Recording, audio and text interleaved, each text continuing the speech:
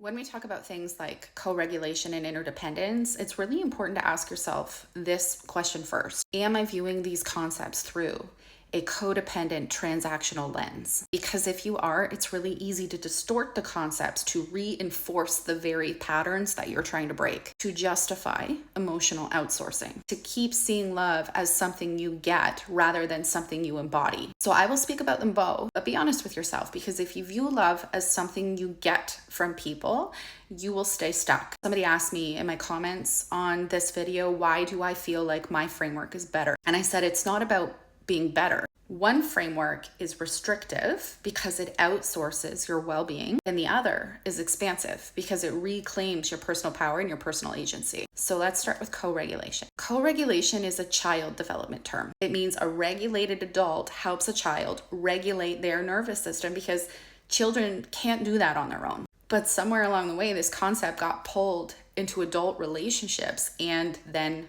distorted. Now, can adults co-regulate? Absolutely. But here's the thing. When co-regulation becomes the goal of your relationship, we're no longer talking about nervous system support. We are talking about emotional outsourcing. And that can sound like, I don't feel safe unless you do something, or I can't access love unless you do this thing. I'm not okay until you fix how I feel. That's not regulation, that's codependency. So being emotionally healthy doesn't mean that I never lean on anybody. It means that I don't require somebody else to manage my internal state. I'm gonna be honest, most people in unhealthy codependent dynamics cannot offer co-regulation because neither person has learned how to self-regulate. The anxious partner chases their avoidant partner for emotional soothing because they haven't learned how to regulate themselves. And the avoidant partner isn't regulated either. They just suppress their emotions to avoid feeling them. Honestly, if you are in a space where you need co-regulation, and that is okay if you were never taught how,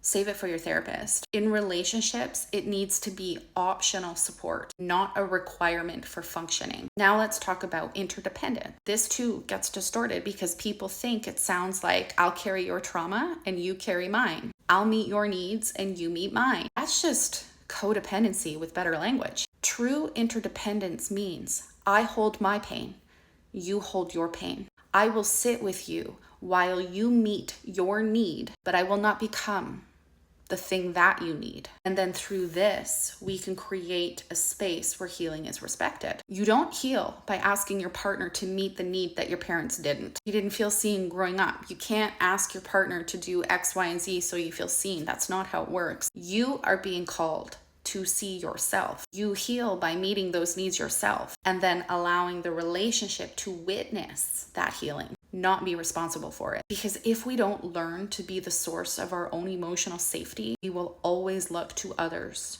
to regulate, validate, or fix the things that only we can heal.